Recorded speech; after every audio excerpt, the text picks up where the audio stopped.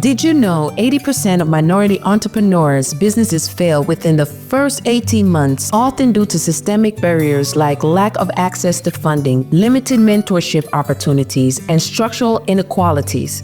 However, these numbers don't tell the full story. By addressing these myths and understanding the facts, we can unlock real opportunities for success and resilience in our communities. Let's explore the truth behind the numbers and how we can collectively support Black and minority business owners. It's time to change the narrative.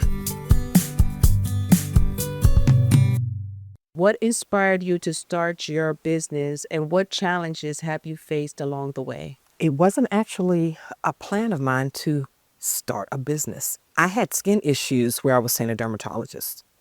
And the dermatologist had to check my liver periodically before I get another prescription. What is that possibly doing to my liver? And I was just inspired to stop. I don't know why, just stop taking the medicine, and I did. And one day at church, literally sitting there, and this voice came to me and said, "Look at oils of the Bible." And I didn't know why, but I wrote it down, look at oils of the Bible, and I put it on my refrigerator. As I do with any notes that I put on my program, I put on the refrigerator, I look at it later. I looked at it later, and it opened my eyes to all of these herbs and oils that I'm like, whoa, what does that mean? And when I started looking at the meanings and the reasons for these oils, it pointed directly to ways that I can help my skin. And I was shocked, but I kept on going. I kept looking. And then I started making products. And when I used them and people noticed, that's where the business idea came from, because people wanted to have skin like mine. And I'm like, wow, because I didn't want my skin for so long. Wow. But that's how it came about. It was really inspired. And that's why my name of the business is Chalises Heavenly Inspired, because I think that's where it came from. So what is the first product that you made that you start getting compliments on your skin, and who taught you how to make these products? Did you also just do research, or Yes. how did that come about? The first product that I made was an ugly bar of soap. It was ugly and the color was horrible. And it wasn't shaped pretty or anything. It was just a bar of soap. But I used it because that's what my goal was and intent was, to use the soap. So that was my first product. And once I did the soap, I knew I had to have some kind of cream or moisturizer or something like that, because soap cleanses and dries your skin in a way, a healthy way. But that shea butter cream was the next thing I did. And that's what I sold the most, was that soap, after I made it look prettier, and the moisture cream or shea butter cream. And now it's all history, because I really did not go to anyone. I would look to find people to teach me how to make soap, but I just Google searched and YouTube searched and did it with recipes that I would find. It was 2017, 2018 when I actually found someone. Now, I started in 2013 doing this, but in 2017, I thought I needed to really sit up under someone who knew what they were doing in the cosmetic world or the beauty world and work with them. So I did that for a week. I went to Virginia and studied under a lady who made me feel confident in what I was doing, because I already was doing it. Okay. So I taught myself pretty good, I think, when I talked to her and worked with her. It was just like, now just be creative. Just be creative with it. What are some challenges you have faced as a business owner trying to get your business off the ground? Just that, trying to get it off the ground is a challenge, right? I would say money, but it wasn't, because I started very small. I started in my home, but it was finding people that could help me do more. Like, every part of the business is a job and can be a full-time job, especially when you're trying to grow. There's marketing, there's social media posting, there's actually producing the products, and then you have to do labels. You have to buy the materials to make the products, all of that. The whole business operation can be challenging and overwhelming trying to do it alone.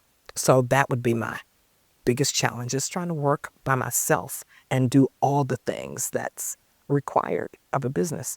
I mean, you got to do books, you got to do inventory, you have to do everything. And so I think that hindered me from growing more, because I didn't feel comfortable. At the time, I was working another job, a full-time job. So I didn't feel comfortable bringing somebody in and paying the money that I needed for my expenses, me personally, to just put it into the business. So it just a slowing pace is the way I went at it. It kept back a lot of financial issues. I didn't spend the money on hiring someone. Secondly, there's no one to hire that knows all the things that you know. Finding the right person. And then when you find the right person, I think we even talked about that. You can't afford to pay the right person, right? So there's a lot involved. But I'm at a point now where I'm ready to do that. By the grace of God, just the going on faith, I'm going to, move forward with bringing somebody on. As an entrepreneur, you listed all of those things, all those challenges, and people jump in, and a lot of us is doing everything. We're in all those hacks. Yeah. What do you think can make it easier for an entrepreneur to get off of the ground? Without the money part, because that's an individual thing. Most people can't just tap into a resource like that. But I think us entrepreneurs coming together, building a pool of resources within each other to tap into. For instance, there's a lot that I have naturally because I'm a crafter. I'm gifted with just being able to do things. So you can tell me use this app to do social media. I can just do that. So I can teach you how to do something like that. I do Cricut. That's something on the side that I do. I can help you learn how to use a Cricut machine. Some people have equipment and don't know what to do with it, but that's their intent, but don't know where to go. It costs money. So I think that someone who does Cricut on a regular as an entrepreneur can come into our entrepreneurs group and offer their service to help someone else, not to compete against that person. So just having us supporting each other, I think is a big and a huge way that's cost effective, right?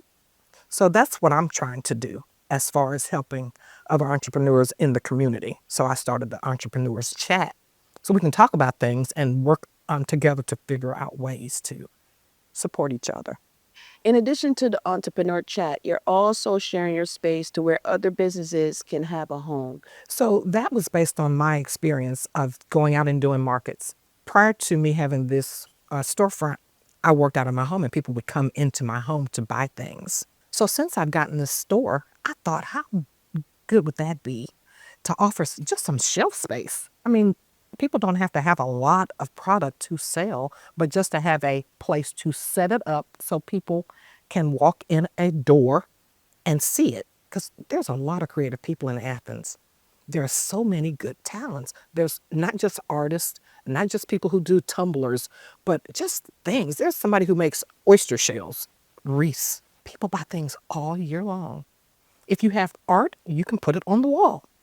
It's just pay a little fee and send your customers over. You can, and I want those people that bring products in here to sell to actually have a day where they do their own pop-up within the store. This is your day. Tell your people to come. Advertise for it. Do it just like you would do as if it were your own business. You can use that store like this. I do have someone renting from me now who has pretty much done that. She does an excellent job at selling her yarn and telling people to come here. And they do. And it's a wonderful thing to me. What advice would you give an aspiring entrepreneur? What advice would you give them as far as making that step to start their business? If this is what you want to do as a business, if this is what you know is your calling, stay there. Stay there and keep working towards it. And if it's supposed to be, it will be. You'll find ways as you go. I watched a TV interview yesterday and the lady said the same thing. Don't let distractions enter. Stay there and keep moving. You learn as you go. Even if you went to school and got an education for business, you still have to learn the ropes and the ways. While you're doing it, nothing happens overnight. Got to be patient and just keep doing it. Being an entrepreneur can be a difficult yet an inspiring journey, and I know that it's not for everyone. But if you desire to own your own business, I want to encourage you to never give up on your dreams. Never give up on your dreams, because through perseverance and commitment, you can turn your dreams into reality. And for everyone else that is watching this video wondering, what can I do? What can I do to help a Black or minority business owner? Shop Black. Spend your dollars with Black minority-owned business owners, and that includes women, because there's a lot of women out here that needs your support, and we fall under the minority umbrella. Did you know that? Yes, we do. Remember, it is time to change the narrative, and you can help us do that by supporting Black and minority business owners.